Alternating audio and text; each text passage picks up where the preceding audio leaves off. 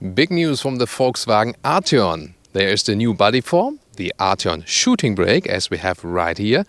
There is the new Arteon R, both for the shooting brake and the existing fastback. Here in this case you can see it's the R shooting brake right here. There's a general facelift for the existing Arteon fastback, which is now called GT or Gran Turismo. And there is also the new e-hybrid. And every detail of that here on Autogefühl, your number one resource for in-depth car reviews and your number one community to discuss cars. Tom is in front of the camera, Joan is behind the camera. Exterior, both body versions, different engines, different stylings, different colors. Interior, and what can we expect from driving? And now join us in Full HD, full screen and full length. Let's go.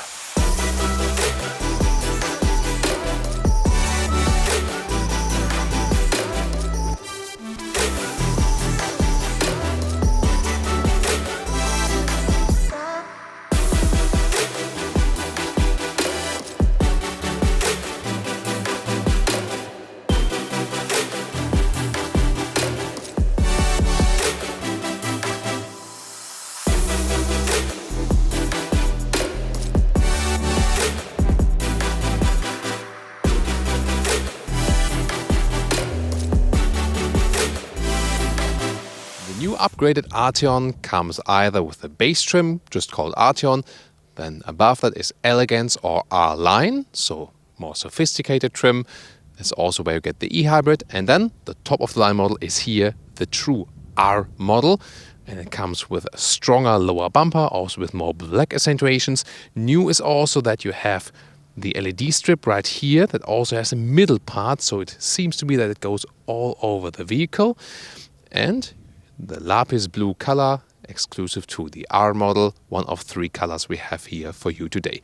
Headlamps start from LED directly, but you cannot go for matrix LED. That is not possible here yet.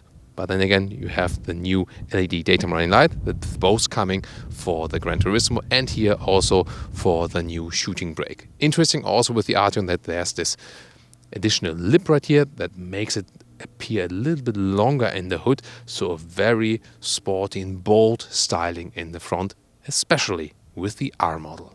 A lot of variation here for you today. This is also the new shooting brake, but in King's Red, so different color. And this is here the R line, so without the strongest engine, but already with the sporty styling. You can see it here, for example, in this lower bumper and also with the black accentuations. And this one here also, you can see it in the front number plate as well. This is also the e-hybrid. So there's one catch to it. It does not offer the new light image right here, so you don't have a middle LED stripe, because right here you have the charging port, and then they could not actually integrate this light strip all over the vehicle. And this is how the so far Arteon looks like now with this facelifted version, now called Arteon Gran Turismo, or GT if you want to stay a little bit shorter. This one also being the Elegance trim. You can see it here with more chrome contrast, so less dark look, more chrome look, and also different color. This one here is called Eisvogel in Germany. That would be Kingfisher, or well, here we call it maybe Thomas Blue, because I like strong blue tones, you know, when you have subscribed to Autogefühl. So very interesting how the new styling gives an even bolder stance on the road. Of course, it works even better when you have the new LED light strip in the middle, which is standard for R-Line and the Elegance, and also for the True R.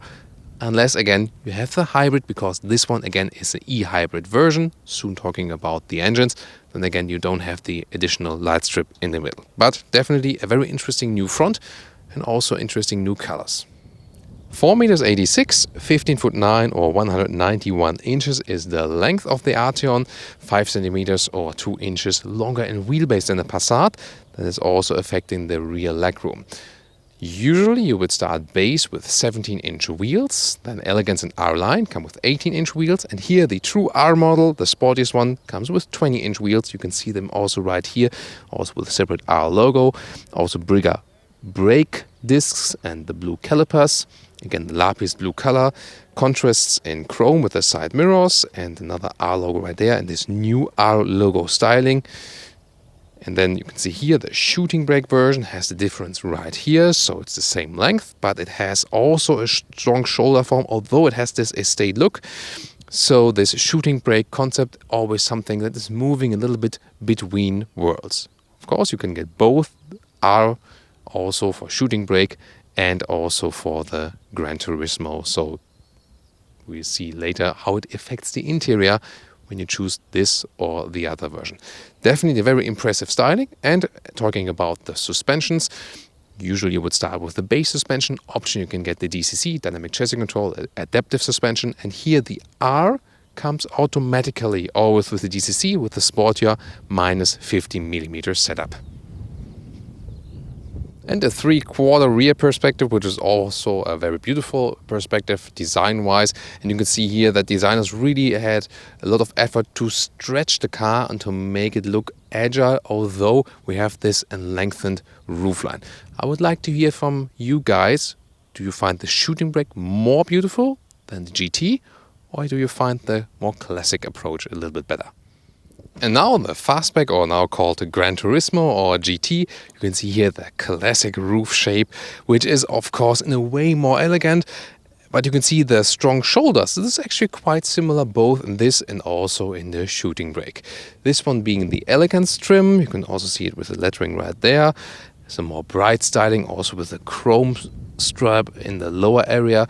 And with optional 19-inch wheels. Remember, 18-inch would be standard for elegance, 19-inch optional. Here also in the bright styling, so you can really choose if you rather want a more elegant, brighter styling or a sportier, dark styling, for example. And this is also something they really try to focus with this vehicle, that they offer a little bit more variation.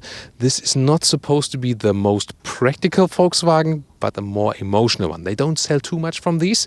It is also some kind of an image project. And of course, you pay more than, for example, for a Passat. And Volkswagen also wants to attack other premium segments, for example, really be a competitor also to Audi, BMW and Mercedes with this one, and of course also with the new Shooting Brake.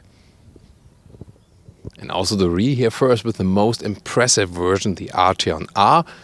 The Shooting Brake here has, of course, a more upright rear, so it's not falling that far. And that is also, again, one of the design clues, because with the top wing and then this additional design element and also the line here, you have basically 3 steps, and that makes the car appear more upright and, let's say, a little bit more agile in the rear. Interesting.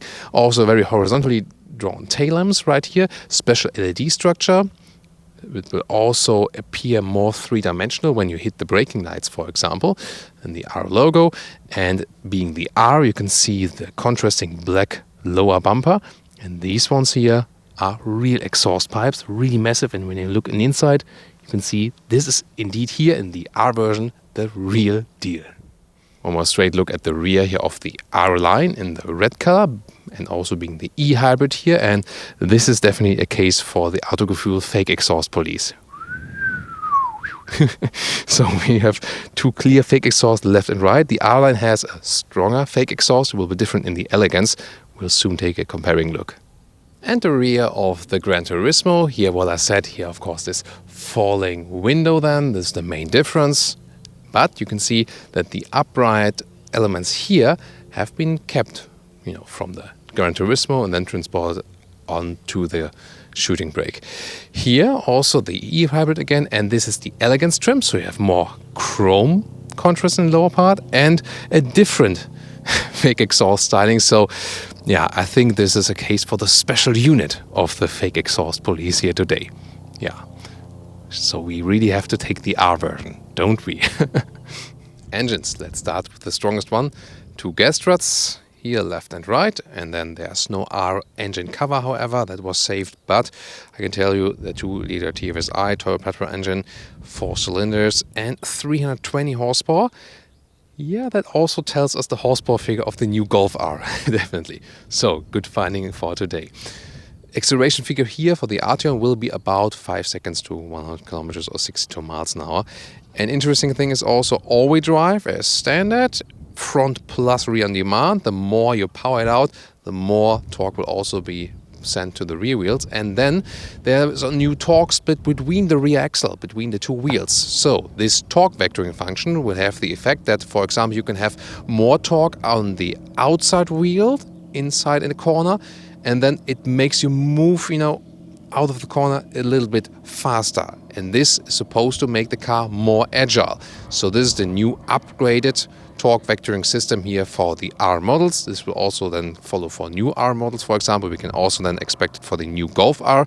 Very, very interesting. And I think this will really have a positive effect on the agility of driving, especially here the R version, which exclusively gets this new torque vectoring system. What do you think about this sporty upgrade?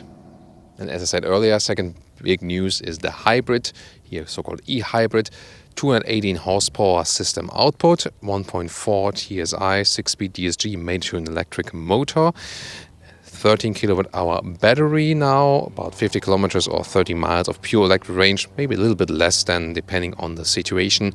And it's charging 3.6 kilowatt max AC. That's not too much. However, with the plug-in hybrid, it's more that you leave it overnight at home, for example, and then it's full again in the morning anyway.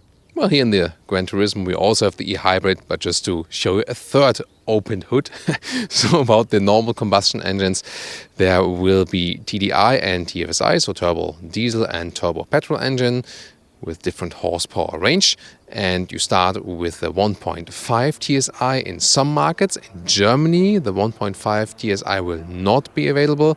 In markets where it's available, it will have 150 horsepower. Then there's a 2-liter TFSI with 190 or 280 horsepower. The latter one also with all-wheel drive. And on the diesel side, 2-liter TDI, 150 or 200 horsepower. The 200 horsepower one also with all-wheel drive.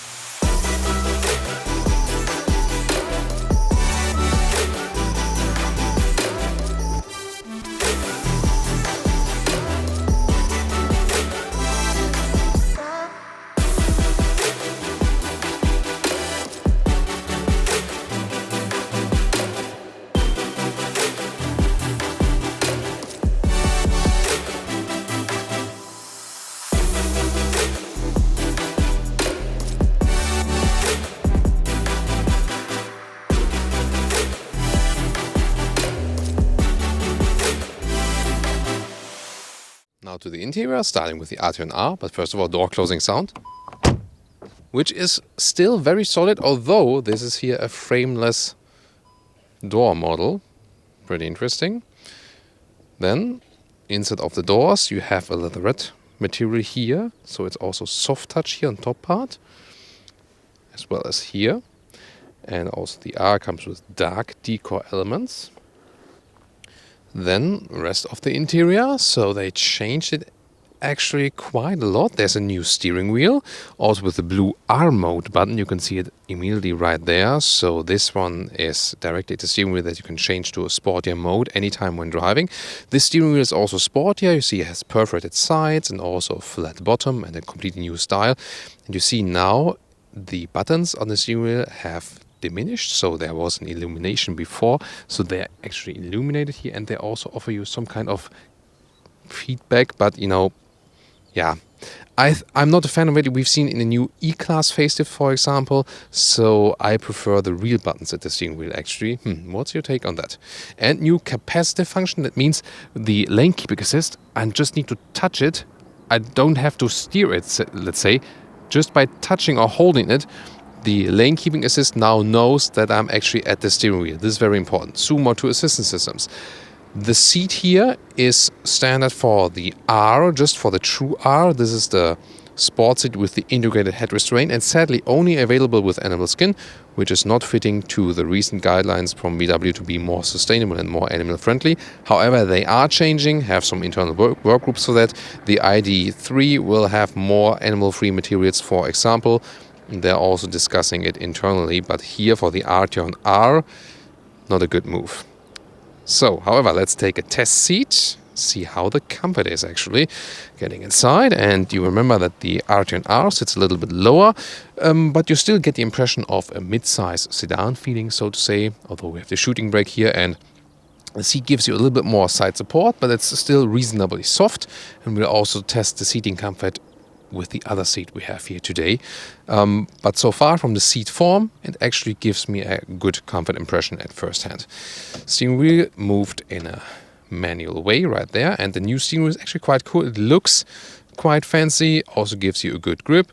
Yet again, yeah, these buttons here at the steering wheel, not really a fan of it, so you cannot really press them deep in there, but you still get a capacitive feedback when you have it on. So that's the thing. Now here again I have them illuminated, and then I also get the feedback, so to say. I'm not sure if you can maybe hear a little bit of that when I press it. And here again with the R mode button that I can get a sporty race mode at any time for overtaking and so on. And also steering wheel heating is a function that's of course very nice for winter days. As for the headroom, this is the same shooting brake and the Gran Turismo in the front. And with the 1.86 m or 6'1", there's still plenty of headroom left. There are also panoramic roofs available. However, more crucial will be the headroom in the rear. But let's first finish the interior in the front. First look at the R interior. We see sporty decor elements, for example. And I also want to tell you something more about the screen schematics. On the left side, 11.7-inch digital instruments, always now. And here on the right side, it starts here with this one, with the 8-inch screen. And this one still has knobs here for the volume and also for zooming in and out the map. And I think that's more practical, especially while driving. I would actually stick with the entry 8-inch screen. It offers you all other functionality as well. Soon I'll show you the 9-inch screen. That was just, to start with. What about the rear? Here, first of all, soft touch at the inside of the doors, also at the rear. That's good. And then let's get inside, and there's plenty of legroom left. Wow, this is a great result indeed. So awesome space, and that's actually more than in some of the bigger premium competitors, for example. Here you have some bags at the back part of the seat, and this is the one without panoramic roof, and this leaves also a lot of headroom here in the rear. This is also the big advantage here of the shooting brake. Even if I lean myself backward, there's still enough headroom left, especially if there's no panoramic roof. And if you compare now shooting brake to the Gran Turismo, there's 4 centimeters or 1.5 inches more headroom here in the shooting brake. That's where you really gain. I now switch to the R line. Same seat, however, optional then. And this is done with the panoramic roof. And this gets quite close then headroom-wise. So you have to bear in mind, it still works for my size, no problem. But then again, when you have this panoramic roof, you lose some headroom. However, you get more light in the interior. And you can also open it. And it's always a lot of fun to drive. Of course, in summer then with the roof open. It's actually quite wide here, and also then still the shooting brake here, so it's also available here one for the shooting brake. Now the straight interior overview, this one here being the R line, and also the 9.2-inch screen, the bigger one, the optional one, R line, and in this case here also with a sporty decor element. Soon more details to each screen. First of all, in the lower area here, this one is the climate unit, which has capacitive style also, but big temperature display, and I still prefer manual knobs, but for a slider, this one is actually quite reasonable. So it works quite fast and easy. Same with the vent strength. Though we have criticized systems like this in the new Golf or the Leon and so on, and Volkswagen is also thinking internally about it now, because of the negative customer feedback. But here in the Arteon, I think this is one of the best sliders here we've seen so far, at least. Then there's this very small cubby hole for inductive charging of your smartphone. The iPhone X, by the way, it does fit in there, but barely. Then Gte mode, although it's not called Gte, this is then, so to say, the electric boost mode. You can also pick here in the e-hybrid. Other than that, driving modes, you can select right here. Or then the E mode, so this is specific to the hybrid. We've seen it earlier in the true R model where you click the R button at the steering wheel. So different models, different modes. Then we have cup holders, adaptive here. Then you can also see the normal car key, nothing very special. You can also close the whole stuff right here. And then there's this leatherette cover armrest. When you open it, you have 2 USB-C devices now, or chargers, and you also charge your phone there, for example. 11.7 digital instruments. You can see you can zoom in and out with the thumb on the steering wheel then. So the screen the GPS map goes all over the screen, or a split screen like this. You can change the views or have them here. So you're quite flexible with these digital instruments. That's the coolest thing about it. Now details to the screen. You see it's not too different from the 8-inch screen, so that wouldn't be that crucial. Yeah, we don't have the knobs here, and I think that's actually a bad thing. So the top trim, not always, or the top infotainment trim, not always the best one. However, it's quite smooth from the map here. And well, the voice input is not very natural. You have to do certain steps then. What is more relevant is, of course, sure, the Apple CarPlay or the Android Auto. But before that, just, for the vehicle settings right here, nice visualization here also then for the shooting brake. And there are special e-gauges when you take a look at the hybrid model, for example, for your maximum range. And you can also pick how the digital cockpit, for example, is being displayed and so on. So, but now the Apple CarPlay integration works very well. Apple CarPlay also works wirelessly. That is possible. However, I usually stick with the cable. Usually that's then, a more stable connection. But it depends also from car to car. Now, shooting brake, headroom with panoramic roof. You can see here for the rear passenger, it raises to the end again, and then I can still sit here very comfortably. It's no problem. Just when I would lean forward like this, but probably you don't do that while driving. So that's actually perfectly fine then. Then other features, you have here the cup holders, but not adaptive. This is also a ski hatch. You can reach through the trunk then. And in the higher trim, so optional rear climate unit here also with seat heating for the rear outboard seats. And below that, also a real power plug. With 580 liters to 1,630 liters, the shooting brake here is 20 liters to 120 liters more capacity than the GT. Here flipping the logo, and then you open the hatch and then you have a little bit more space and height especially. Oh, this is a Arteon bag, just a sample bag right here, so it's a very practical trunk. There is a loading sill here because they decided they want to offer more height instead of an even loading sill. That depends on if you put a floor cover in there. In this case, they just want to offer more height. I personally prefer more an even loading sill. What about you? But then again, you have more height here. This cover here is actually quite practical. You can just press it right there. Rails left and right. I have already flipped the seats here for you that you can see, and we can also take some measurements because it's actually quite a long car. So key thing is that up to the seats that we are driving, you see here 1/3, 2/3 split, is actually a little bit more than 2 meters here in length, and that's of course pretty cool result overall. So, but the main advantage for the shooting brake is of course then, let's say, the height in the very, very rear. It's not that the GT is not that practical, but here, the height here to the cover, right there, this is a little bit more than 50 centimeters, and it's really almost continued here to the very rear. And that's then, the critical thing. So here then, right there, this would be an up till here where 52 centimeters is being guaranteed. And the width here, by the way, is about a meter. Here we go. That's about a meter in width. So actually quite well usable.